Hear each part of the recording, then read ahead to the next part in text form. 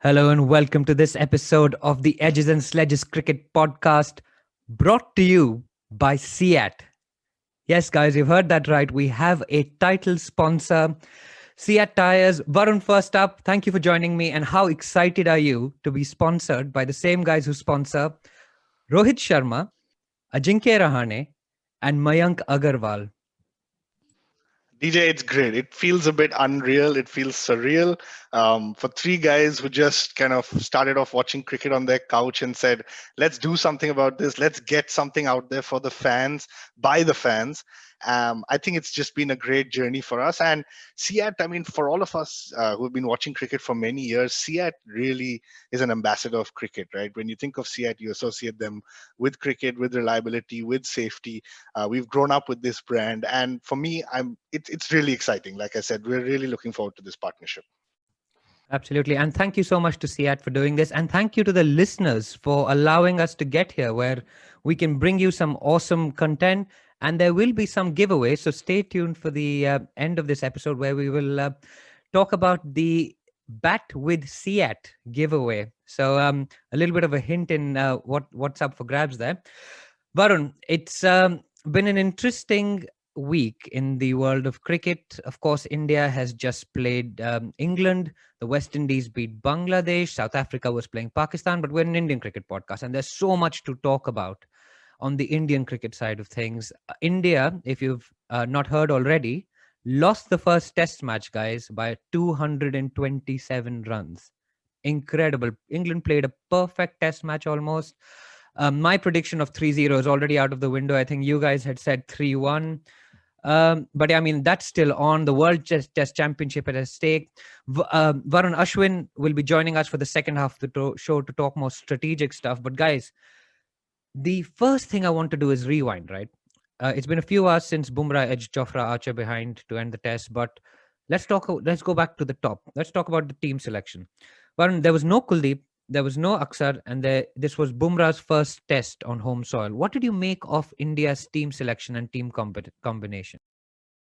So if you remember when we discussed it in our lineup, I had told you that I think Sundar will play, and that's exactly what happened. We're going to deep dive a little bit more into everyone's performance, but I think we were even after I said that, I was kind of hoping that Akshar Patel does play because there's a little bit of an X factor, not just in his name, but generally I think he's a pretty good player. And so I think India essentially played 10 out of the 11 guys that we would have expected. I don't think there was too many surprises. The batting order was all correct. But suddenly out of the blue, we find out that Akshar Patel has injured himself and he's no longer in the running. And that Shahbaz Nadeem has been brought into the squad. And everyone's talking about England's weakness with left arm spinners. And there's a left arm spinner sitting there in the squad, ready to play, who's been part of the Australia tour, raring to go.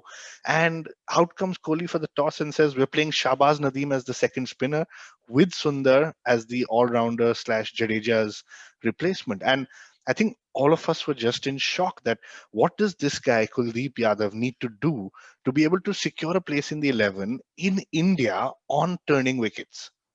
So I think it was quite surprising for us. Yeah, but do you think that Washi played instead of Aksar, and therefore, because we played Shahbaz Nadeem, he was slightly weaker with the bat, we couldn't actually then play Kuldeep, right? Because um, Aksar would have brought in that batting, which, of course, Shahbaz Nadeem didn't bring in. So with Aksar out of the team, Kuldeep, it would have probably been an Aksar Kuldeep combination, but with Aksar not playing and us having to play Washington, and then to get the left arm finger spinner, Shahbaz Nadeem had to come in. It's possible. It's possible. Look, I don't know what went on in that think tank. If you ask me my perspective, I think Sundar and Akshar were fighting for one position, and probably Shahbaz and Kuldeep were fighting for the other. So you chose Sundar over Akshar Patel, but I don't think that necessarily meant that Kuldeep should be left out. So shocking selection for me, especially knowing that England. Uh, Susceptible to wrist spinners, left arm spinners, Chinaman bowling. So it was a shocking decision. And as we talk through the test, DJ, I think we are gonna address that. I think this might be Shahbaz Nadeem's last game of the series. Yeah, I mean, the last test match he'd actually played, he took a 5 wicket haul. So I'd thought of him as a replacement if anybody else got injured. But of course, the debate will continue whether his inclusion was correct. He went for, I think, 233 runs across the test, which was a lot. But let's go back to the toss itself. I mean, India again lost the toss. I don't know what these guys need to do to win a toss, man. Seriously, they need to really work on their toss We were nets. we were thinking Rajnikant should come out for the next test and toss the coin for us, man. Like he can get any result we need. Or But or is it Tiger from Hum who tosses yeah, the coin? Anyway, so I mean, in England, get put into bat. Burns and Sibley, or the guy you like to call Dominic Sibley Dibley, get in, get stuck in.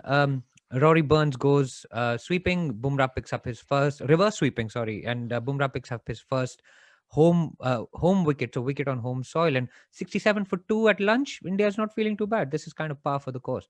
And then your friend Dibley and Root just stuck in. Now, talk me through. We'll come to Root, but I want to talk through Dom Sibley.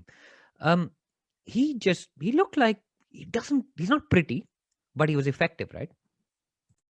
absolutely. Yeah, I mean, when you look at the final score that he had in the first innings, 87 of 286 balls, strike rate of just 30.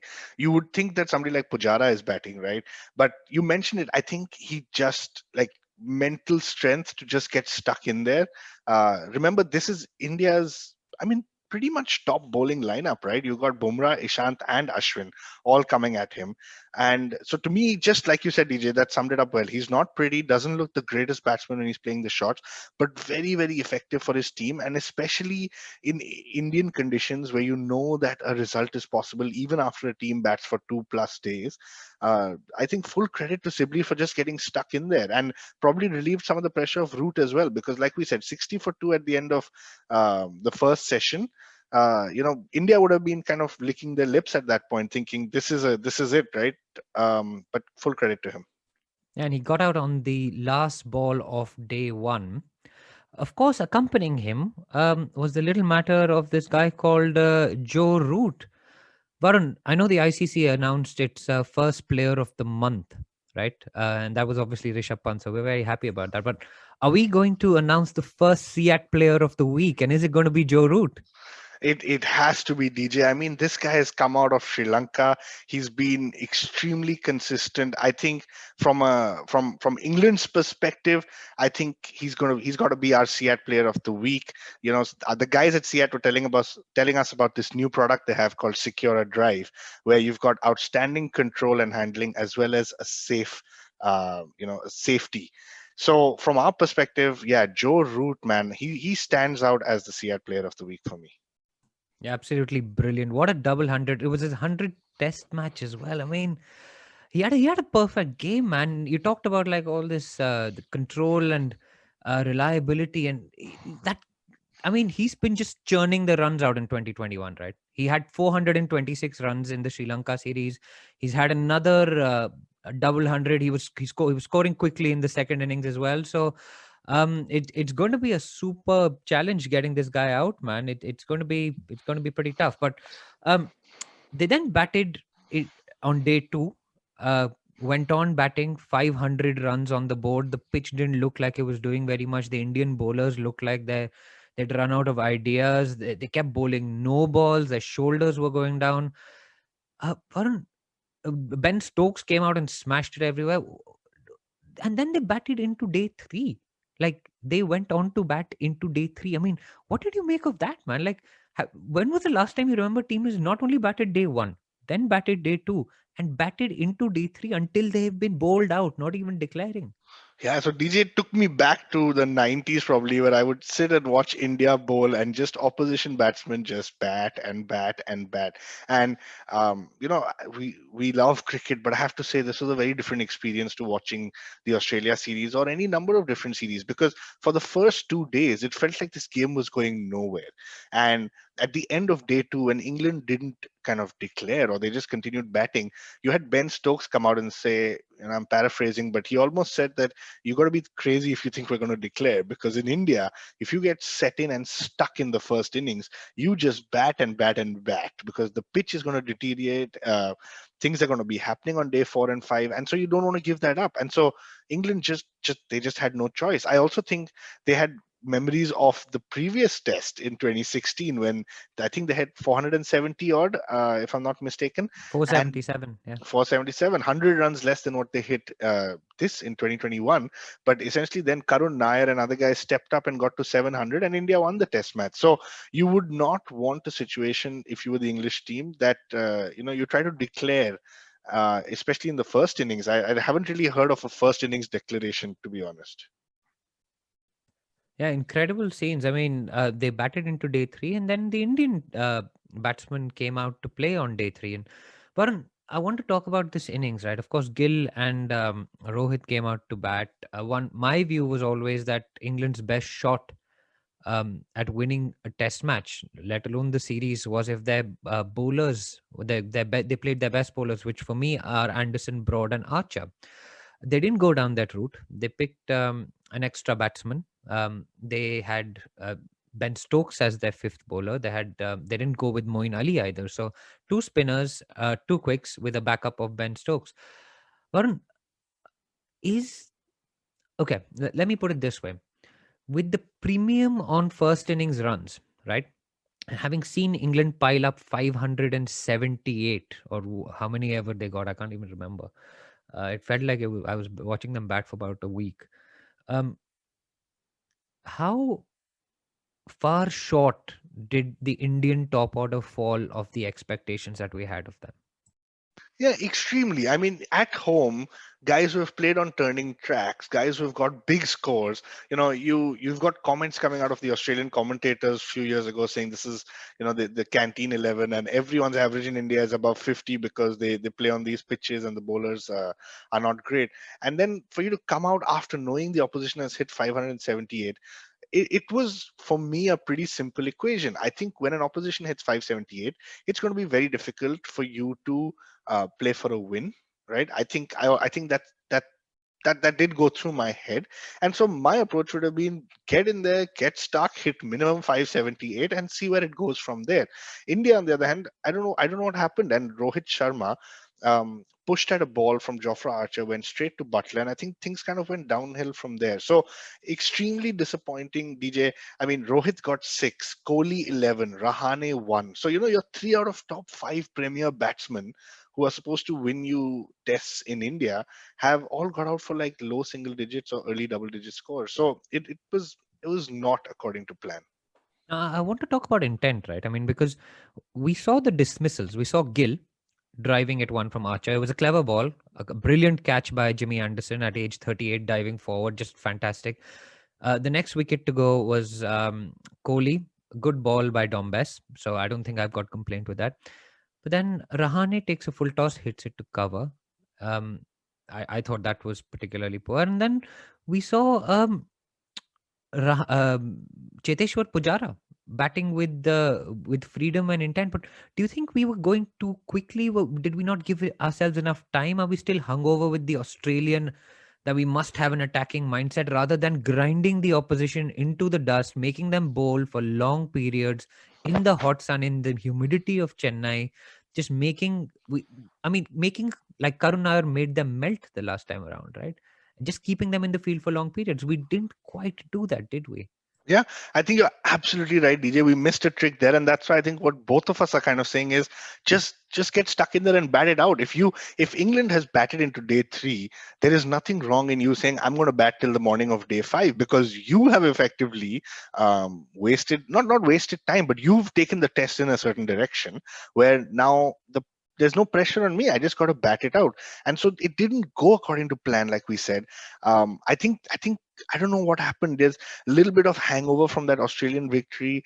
I don't want to say overconfidence, because I think there is a little bit of the feeling that now, the see you at the Chepauk, mate, kind of feeling, where you come home and we'll see there. But I think England just played better cricket than us all 5 days across all dimensions. So it was tough.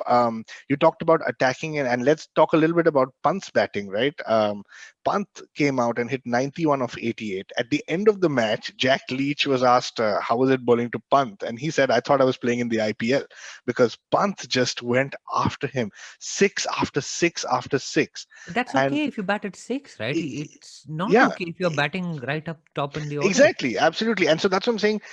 Pant didn't change his particular game. I do want to say on this podcast that I don't think Pant plays careless shots when he attacked Leach the way he did. I think the ball was pitching in the rough. I think the only way to do it was to counter attack, and so he took his calculated risk. Sure, he may have gotten out, but again, let's remember he's had success in this style of play. So I think Pant, by the time he walked out, he realized that we have to do some sort of counter attack. Otherwise, this game is just going to go away from us.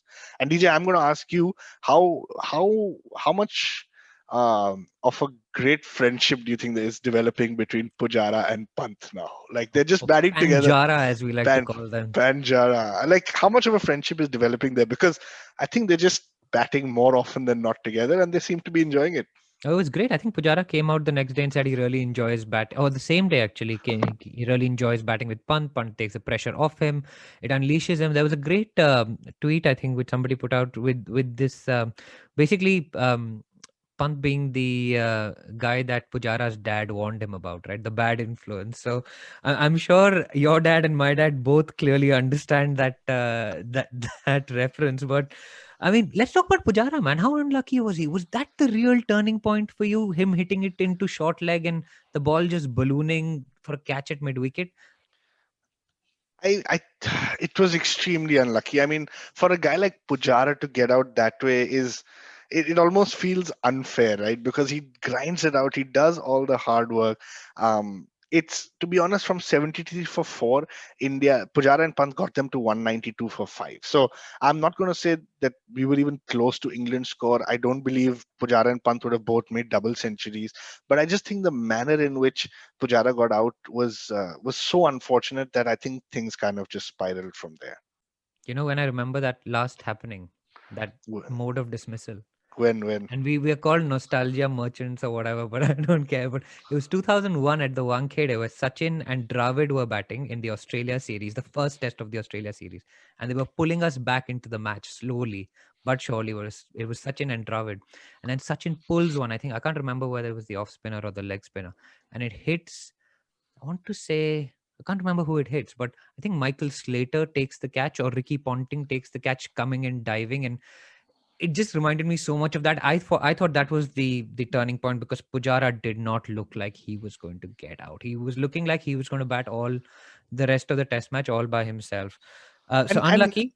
and again, you never know, right? Like I said, they were 192 when Pujara got out. If they were 300 with Washington Sundar to come, suddenly the game kind of changes. So it was unfortunate. Yeah, of course. And talking about Washi, 85 not out in his second test match. As we've already talked about his spot being up for debate, man. Where is he going to go from here, man? I mean, It he didn't bowl particularly brilliantly. Was unlucky. We had Rohit dropping the we would call a lollipop catch of his bowling.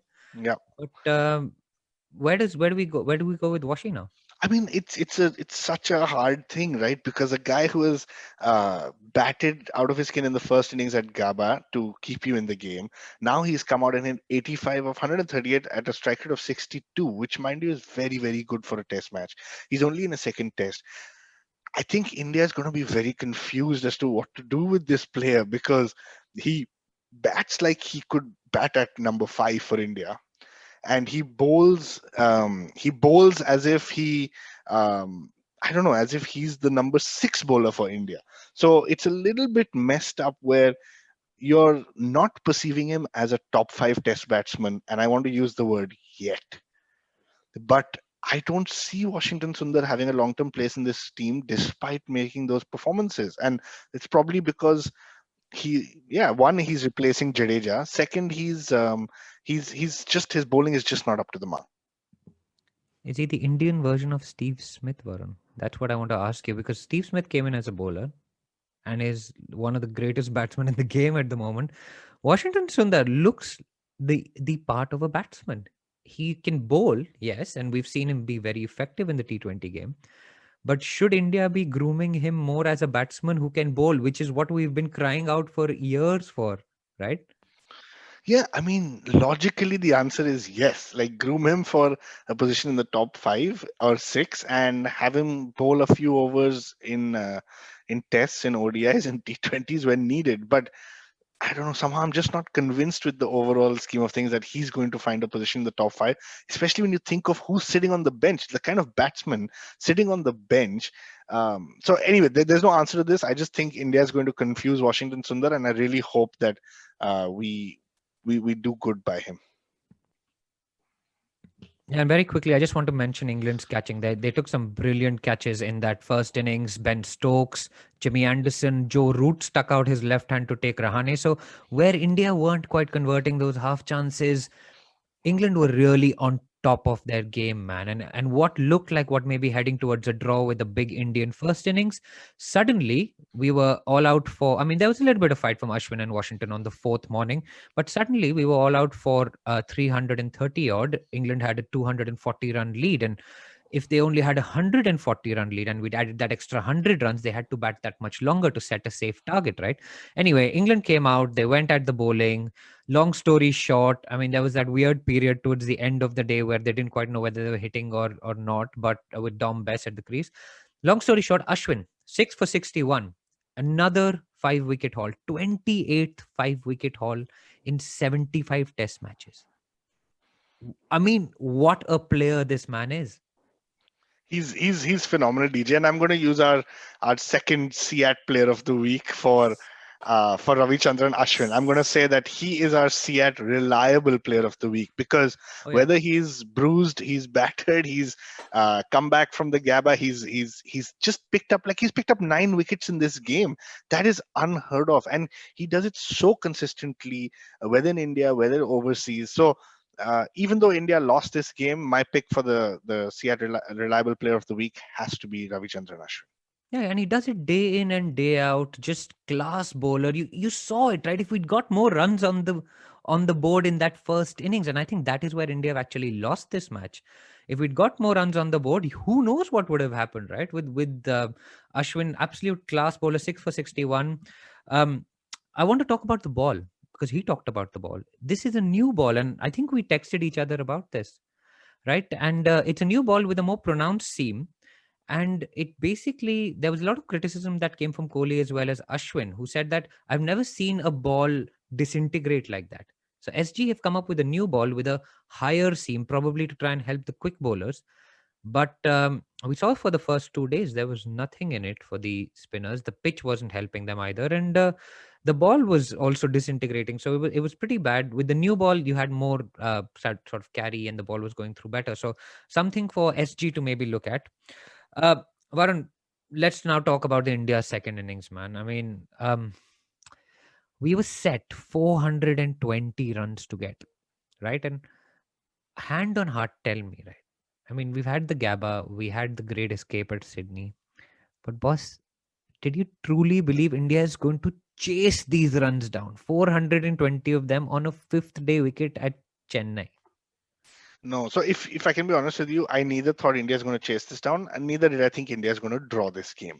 It's look, you could say it doesn't happen very often, and then you have a Sydney test followed by a Gabba test, but the truth is it does not happen very often. So uh, I think a lot of us who have watched enough cricket believed that India would fight, and I think that's all we were hoping for. That we put up a good fight. We see a Pujara, a Kohli, a Pant bring their A game today. But I think all of us were also aware that day 5 pitch is going to do a lot. England is going to be pumped up. Imagine getting 1-0 up in the series in India with the World Test Championship looming. So I didn't believe that it would be a draw or a win, but I was surprised by the manner in which India got out. I think full credit to England's bowling, but I do want to say on a day where you're batting to save the test, for you to lose 5 wickets in your first session is just unacceptable to me. Okay, let's pick up on that. I mean, Rohit went to a brilliant ball on at the end of day 4. I mean, there's a lot of criticism about Rohit, and I've been critical of him in the past when he's batted lower down the order, man. But frankly, there is nothing I think he could have done to that ball. It hit the pitch. There was a puff of dust and it spun past his bat. He's covered the line. I mean, it's unfortunate. He was batting brilliantly. That six of Archer, like straight off the middle of that bat, just fantastic to watch. Really unfortunate, man, with Rohit. But and then I want to talk about that first session on day 5, right? Okay. Um, and the point there is that we are trying to save a test match. I don't think we batted badly, particularly. I think Anderson, without a cloud in the sky, completely blew us away in a display of class reverse swing bowling. I think those two side by side dismissals of those two players are going to live on forever. I mean, to get a batsman of the caliber of Rahane as well as a batsman of the caliber of Shubman Gill, bowled neck and crop, is just absolutely incredible to watch. Yeah, and that's it. That was the game right there. 1 over, Anderson is brought back on. He shows his kind of mastery with the reverse swing, and that's it. The game is finished. You could see even in Kohli's eyes that at the end of that over, it was always going to be difficult for India to come back from there. But Joe Root called it at the end as well in the post-match presentation, where he said Jimmy Anderson is just the goat, the greatest of all time, and at the age of 38, he still finds ways to get better and fitter. And so, full marks to him, man. On a day where you thought the spinners would be playing tricks, you thought the pitch would be, playing kind of tricks for the spinners. Here comes Jimmy Anderson and wipes out the entire Indian top order lineup. So, full credit to him. And I think, yeah, India just didn't know what to do. Yeah, and I mean, I want to talk a little bit about the Kohli innings, but before that, the England spinners, because I think a lot of people were writing them off. We saw the attack that Pant launched on Leach, and he was going at like 15 runs and over.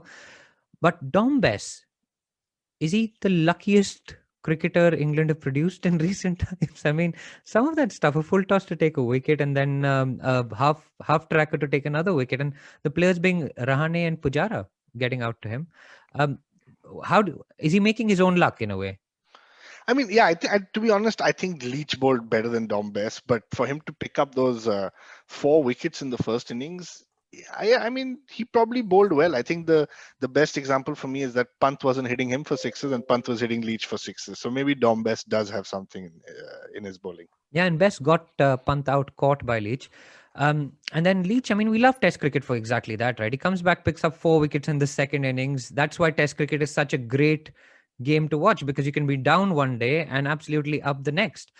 Kohli, incredible innings on that track, man. I mean, there's been chat about him being out of form and the hundreds not coming, but for him to get 74 on a day 5 Chennai track and only being bowled by one that basically scooted along the ground. I mean, and I think there's a Jared Kimber article, and I'll put a link in the show notes to that, which said he was out of control for 4 out of the 100 plus balls that he's played. One Yeah. of which was when the ball hit a patch in the pitch. Yeah. So I was just going to quote that as well. 4 out of 104 balls. I wish Ashwin was here for the math, but that's less than 4%, right? So it's like 3.75%. Exactly. There you go. That's Ashwin's entry to this week's What podcast. an entry, bro. I'm probably wrong. That's the problem, right? But we believe you because we're worse than you. So We also had the 3.85. same That's not maths bad. tutor, so it doesn't matter. I just know that 4 divided by 100 is 4. So 4 divided by denominator more than 100 has to be less than 4. DJ didn't even know that much. Let's Yeah. put that. We have calculators in our part of the world.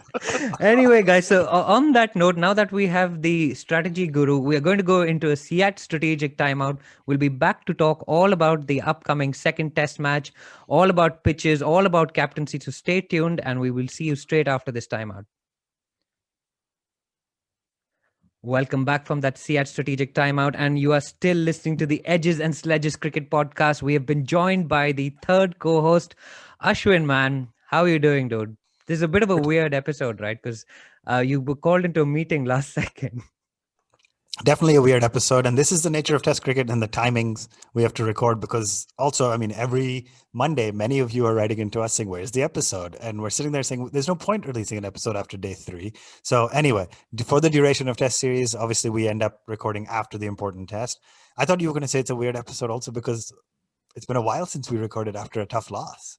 So for me, you probably talked about that in the front half of the show, but for me, it's just, wasn't sure how to come prepared for the show to talk about a loss. Oh yeah, I mean 36 all out, the first test of the series, right? So India clearly has form for this. We also lost the first test of the Australia series, which was the last time we lost a test match in India. We won that series 2-1. We won the Australia series 2-1. We won in 2001 after losing the first test against Australia as well. Interestingly, England beat us. Um, we beat England in the first test in the 2012 series, which England won 2-1.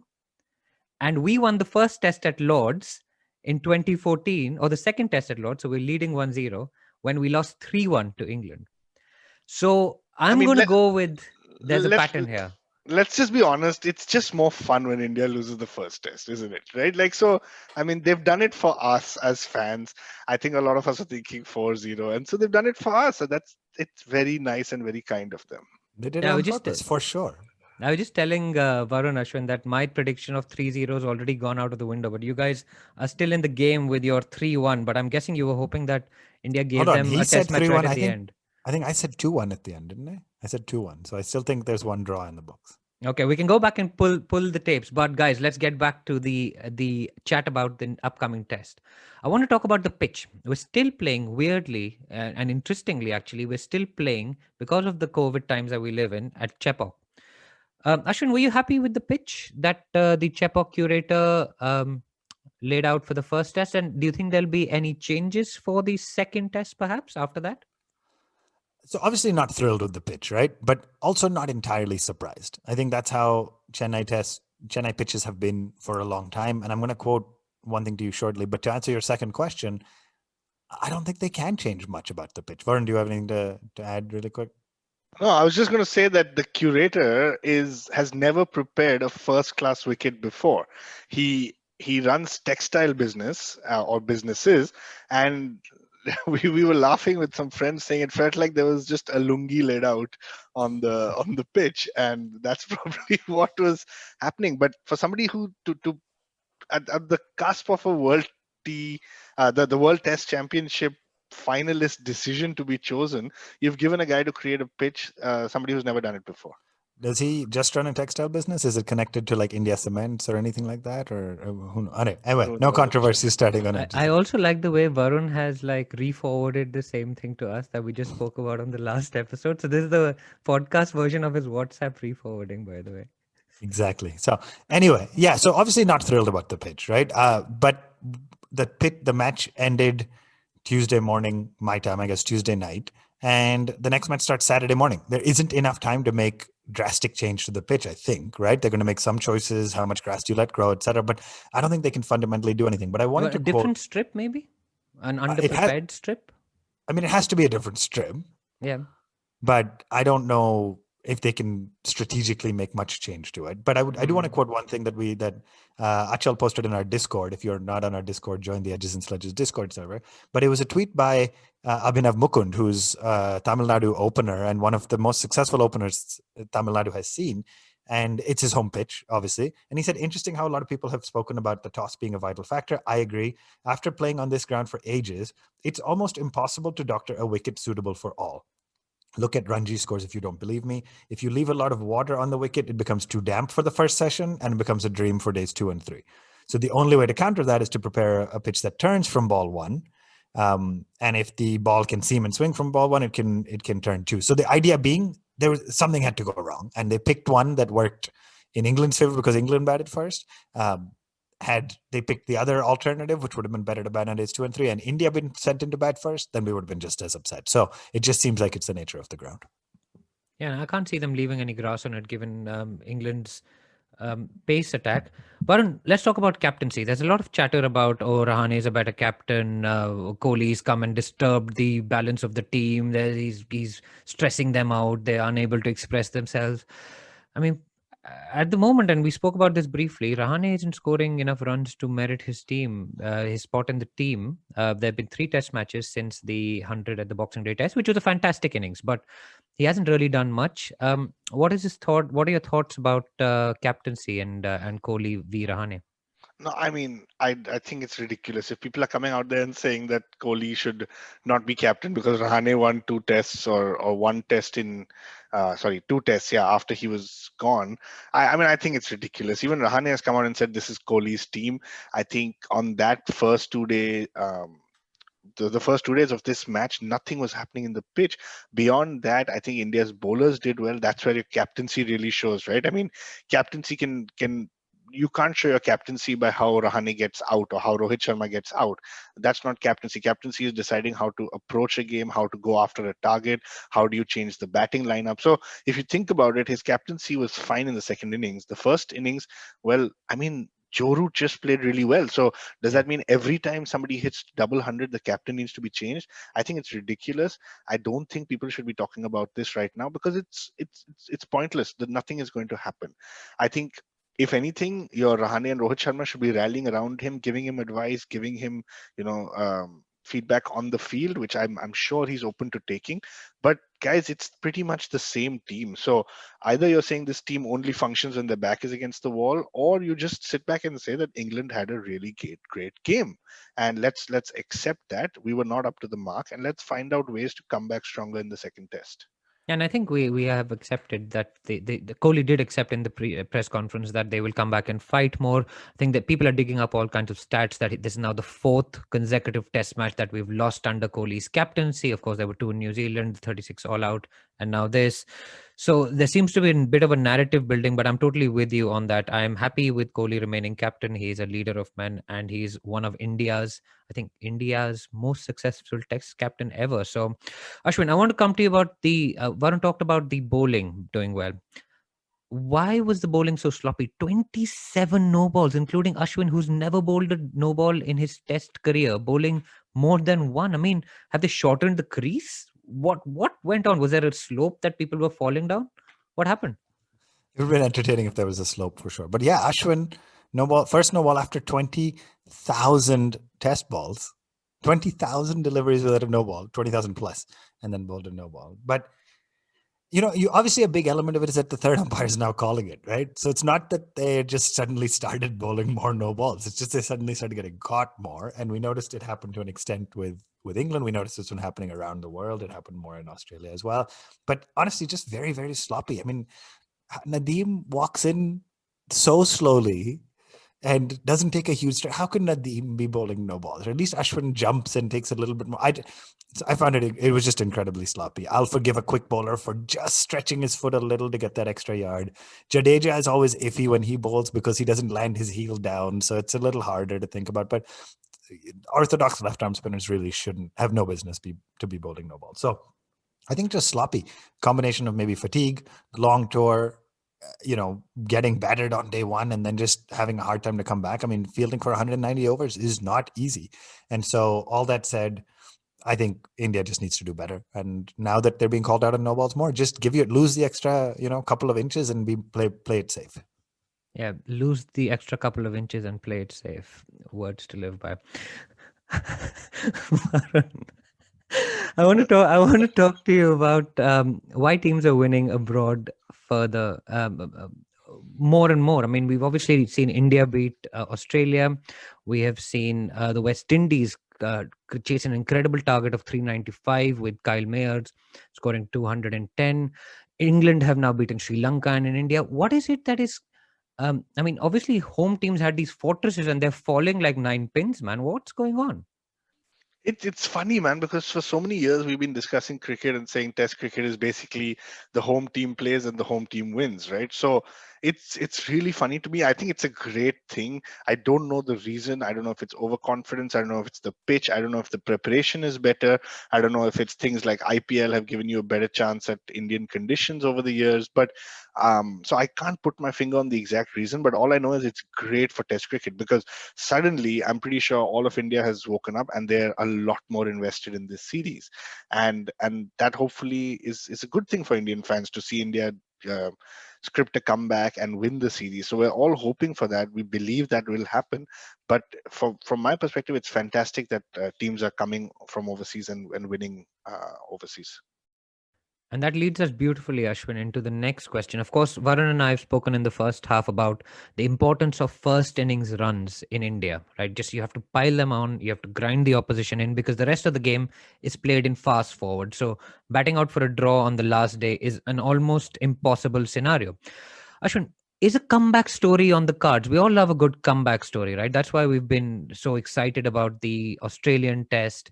Um, but what, apart from first innings runs, does India need to do to script that comeback story? I mean, I think Kohli should be practicing tossing the coin for the next 3 days so that he can increase his likelihood of success there. That's probably a big part of what will factor in. But yeah, look, obviously, I'm sure you guys talked to us in the first half. There's selection choices, right? There's definitely things we should have done. And we have talked about the show nonstop. Varun and I talk all the time about how sitting on the bench is sometimes the best thing for a player's image. Happened with Pant in the World Cup, has happened with him separately, happened with Rahane in South Africa. It is happening with Kuldeep today, where all the fans are saying he would have been the best thing, he would have been the right thing to do. So him being on the bench has improved his overall story. I mean, you have to believe there's a comeback story on the cards. You just do. I don't think India losing significantly or by big margin in India is going to be acceptable. Yeah, we had a couple of guys fire with the bat, but Pujara looked great in the first innings. He's going to come good. He has to. Rahane, yeah, he's had a couple of bad matches, but he's too talented and he's too good a player. His numbers aren't great at home, but he's wanting to turn that around. And Kohli hasn't made a century since 2019. So he's due. He's going to want to do it. So I'm expecting there'll be a comeback on the cards. The batsman will lead it. Shami is training, potentially ready to be back by the pink ball test. We're going to be fired up. There's going to be a comeback for sure. Okay, so you're sticking with your 2-1 prediction, right? Yep. Okay, 2-1 puts us through to the World Test Championship final to play New Zealand. Yep. And I'm actually, even if we do make it to that final, I'm actually terrified if we do play New Zealand at Lord's in June, what is going to happen. But that's a bridge that we need to cross later. Varun, what is your prediction? Because 3-1, there are only two scenarios where India goes through now to the World Test Championship final. There are 3 test matches to play. 3-1 puts us through and 2-1 puts us through. Nothing else is good enough. What are you going to go with now? I'm going to stick to 3-1, man. I'm going to stick to 3-1. I love a good comeback story. I think it's time to buck up for the team, and so I think it'll be good. Brilliant. I mean, of course, Jadeja and Shami are ruled out, which are they're huge blows, right, for India, particularly Jadeja. I mean, the value that he brings with the ball. So there will be selection dilemmas for India. Shami, of course, second inning Shami, we call him. A great bowler in India with the reverse swing and all of that stuff. So, I mean, all to play for, guys. And there's all to play for in the Bat with CEAT giveaway as well, right? I mean, I think the really exciting thing for us is to be able to give away these awesome things on our show. I mean, it's incredible. So CEAT have kindly agreed to give away 1 CEAT bat per month. So for the month of February, we're going to ask you one question. You need to reply to the question with the hashtag bat with CEAT, right? And tell us the answer to the question. So for the month of February, the question is, before the first test against England that India have just lost, the one that we're talking about in this episode, when was the last time that India lost a test at Chennai? Name the opposition and give us the year. Right? I'm just going to repeat that. Before the first test versus England that we've just talked about, when was the last time India lost a test match at Chennai? Name the opposition and the year. Right? And if you write in with that, put the hashtag #BatWithCEAT. There will be a lucky winner amongst the right answers who will win a bat from CEAT, right? And we all know who uses these bats. I mean, you've seen Rahane use this bat, you've seen Mayank use the bat, you've seen Rohit use the bat. So, guys, for a chance to win that, do write in with your responses. As always, guys, thank you for joining us on this show. We're on Twitter, Facebook, and Instagram. One tip, one hand. We will be back after the next test match to wrap that test match. Hopefully, it's a better result for India. Until then, guys, drive safe. This is the Edges and Sledges Cricket Podcast brought to you by CEAT.